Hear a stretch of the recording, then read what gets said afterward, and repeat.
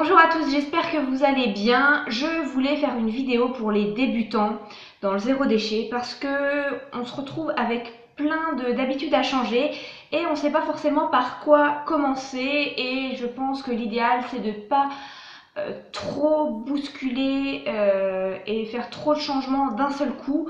Donc je vais vous parler selon moi, mon expérience. Ça fait plus d'un an maintenant que je réduis mes déchets. Je voulais vous dire un petit peu selon moi par quoi faut commencer pour y aller tranquillement mais sûrement. Première chose, vraiment, moi qui suis une fille qui adore me maquiller, prendre soin de moi, etc., ça a été vraiment le grand changement dans la salle de bain. J'ai remplacé tout ce que je pouvais par du solide. Tout ce que j'ai pu trouver en cosmétique solide, je l'ai pris. Donc, vous avez des shampoings solides qui sont géniaux. Alors moi, j'ai commencé par ceux de chez Lush. Parce qu'il y avait un Lush, voilà, il y a un Lush à Tours, donc bon, j'ai commencé par ça. Après, quand je me suis renseignée, quand j'ai avancé sur ma démarche, j'ai appris que les compos de Lush étaient pas forcément toujours super clean, donc voilà, je me suis rapprochée de d'autres marques. J'ai découvert en allant dans un day by day les shampoings de chez Pachamamaï, et vraiment c'est les shampoings solides que je trouve le plus efficace, le mieux, qui ont le meilleur rapport qualité-prix. Je dis vraiment pas ça parce que je vais ouvrir un magasin day by day et que je vais vendre ça. Vraiment, j'ai essayé d'autres marques solides, notamment l'Amazona, et j'ai pas été autant satisfaite. Donc vraiment, Pachamamaï, c'est une super découverte. Vous en avez en vente sur leur site Pachamamaï, vous en avez aussi sur le site Slow Cosmétique. C'est vegan, etc. C'est certifié Slow Cosmétique. Enfin, vraiment, c'est un très bon produit. J'en suis tombée fan. Ça, c'est celui pour les cheveux normaux, le vert, je sais plus comment il s'appelle. Mais voilà, moi je l'utilise et c'est vraiment une tuerie. Je suis passée à un savon au lait d'ânesse maintenant, qui est un petit peu plus nourrissant que le savon de Marseille. Et donc toujours sans emballage, hein. Ça, c'est pareil, les savons comme ça, vous pouvez en trouver partout. Vous en trouvez dans les magasins bio, dans les biocoop, vous avez plein de savons comme ça solides. Vous en avez même dans les magasins comme Zodio, je ne sais pas si vous connaissez, enfin, vous en trouvez partout, même en supermarché. Alors en supermarché, vous aurez un petit film en plastique, mais ce sera toujours beaucoup moins que les grosses bouteilles de gel douche en plastique dur, etc. Voilà, c'est même pas comparable. Donc vraiment, tout ce qui est solide, c'est génial. Vous avez aussi les déodorants solides. Je ne vous l'ai pas sorti là, mais vous avez les déodorants solides. Vous avez les dentifrices solides. Il y a un tas de solutions. Et ce qui est vachement bien, c'est qu'au final, je prends toujours l'exemple du gel douche. Le gel douche, en fait, vous allez les payer vachement d'eau, en fait. Alors que sur un savon, c'est vachement plus concentré. Et tout ça, c'est beaucoup plus économique parce que vous ne payez pas toute l'eau, tout le packaging, etc. Deuxième chose, vous pouvez vous rendre au rayon vrac. Donc vous en avez, si vraiment vous voulez pas changer vos habitudes, vous en avez au rayon des grandes surfaces type Auchan, Super U, je crois qu'ils en font aussi. Peut-être Carrefour. Enfin voilà, certains magasins s'y mettent. Après voilà, moi je pense que la qualité n'est pas vraiment au rendez-vous et que voilà. En plus souvent les rayons sont pas très propres, c'est pas très bien géré. Enfin c'est quelque chose que les grandes surfaces maîtrisent pas trop le vrac. Mais bon voilà, il y en a quand même. Si ça peut vous dépanner, si vraiment vous ne voulez pas aller en magasin bio, parce que c'est soit en magasin bio, soit dans les épiceries en vrac spécialisées que vous pourrez trouver ça. Voilà, vous pouvez prendre des petits sachets en tissu. Vous pouvez aussi prendre les sachets qui sont mis à votre disposition et les réutiliser maintes fois jusqu'à ce qu'ils soient complètement usés. Il y a un tas de solutions possibles. Vous pouvez également composter. Ça va diviser, je pense, par de votre poubelle. Moi, j'ai nettement vu la différence dès que je m'y suis mis.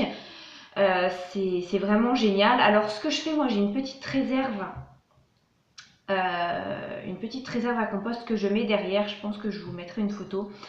Et je l'emmène régulièrement pour la vider chez mes parents, un composteur.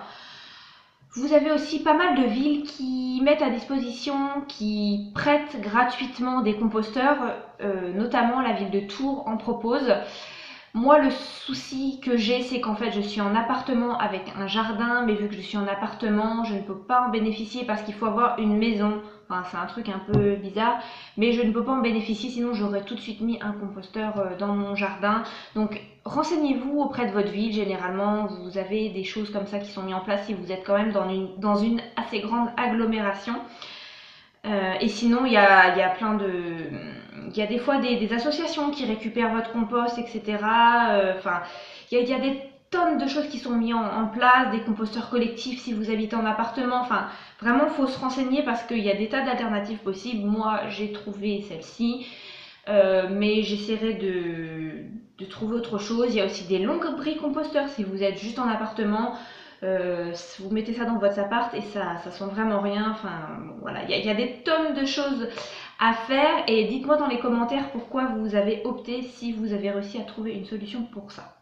Quatrièmement, si vous ne voulez pas changer vos habitudes, continuer à aller en supermarché, etc., vous pouvez prendre tout ce qui est charcuterie et fromage au rayon à la coupe. Moi, ce que je faisais il y a très longtemps maintenant, j'achetais tout en libre service, c'est-à-dire que je prenais, vous savez, le steak haché dans les trucs en polystyrène dur, pareil pour le poulet, j'achetais le jambon style, vous savez, Erta dans les trucs en plastique dur, etc. Ça vous fait une montagne de déchets. Au rayon à la coupe, vous allez toujours avoir l'emballage en papier alimentaire, mais voilà, ça vous fait pas tout ce volume de plastique ou de polystyrène. C'est déjà beaucoup mieux. Et après, par la suite, quand vous aurez osé, vous pourrez amener vos petits tupperwares et faire vos courses comme ça, qu'on vous les remplisse directement. Moi, mon expérience en supermarché, ça n'a pas été vraiment terrible sur ça. Et du coup, je me suis dit que j'allais faire bien mieux, que c'était sûrement un mal pour un bien, qu'on n'accepte pas mes petits contenants en supermarché. Je me suis dit, je vais aller au magasin de producteurs et ce sera beaucoup mieux parce que au moins on a la qualité, le juste prix. Et c'est beaucoup mieux pour tout le monde, pour vous parce qu'au moins vous savez ce que vous avez dans votre assiette et pour le producteur qui sera payé à sa juste valeur, au juste prix. Donc ça c'est plutôt pas mal si vous avez l'occasion. Moi qui suis à Tours, je vous conseille, moi en ce moment je vais beaucoup à Tours de Ferme, à jouer les tours. Et il y a également la Charrette qui est très très bien à Chambray. Donc si vous avez l'occasion d'y aller avec vos petites boîtes en plastique, vous pouvez, vous serez très bien accueillis. Il n'y a pas de souci. Mais en attendant, voilà, si vous pouvez aller au rayon à la coupe, c'est déjà beaucoup mieux. Moi c'est comme ça que j'ai commencé. Et dernière chose, l'idéal c'est de faire son petit potager. Alors, c'est pas forcément facile.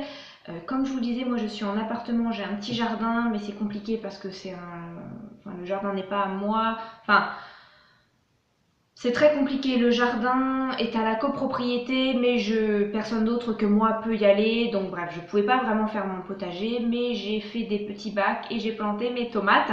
Donc même si vous avez un balcon, vous pouvez avoir votre petit pot et mettre des tomates, des courgettes, ce que vous voulez en fait.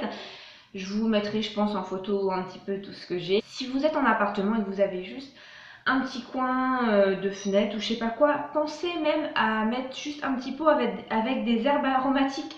Quand je vois des fois la menthe vendue en supermarché, vous avez le truc en plastique dur, renveloppé d'un plastique, je me dis wow, quand même, pour le basilic c'est pareil, etc. Et en plus ça coûte une blinde. Et vous n'avez pas à prendre de sachet quand vous prenez vos fruits et légumes. Alors pareil, une astuce que moi j'ai, dernière astuce, si vous allez dans un supermarché, dans un magasin bio, dans je ne sais quoi, moi j'ai toujours mon petit sac, je vais vous le montrer. Alors moi j'ai toujours mon petit filet à légumes qui vient de chez Mamie Colette, je vous remettrai le lien en barre d'infos, mais c'est super super utile. Et vu que j'en ai qu'un pour le moment, je pense que je vais investir dans d'autres filets. Mais en attendant, j'ai toujours, il m'en reste 3 d'avant que je commence le zéro déchet. J'ai 3 petits sacs en plastique que je garde et que je réutilise indéfiniment. Il y a un an, quand j'ai commencé à faire mes vidéos, il me restait 5 petits sachets en plastique.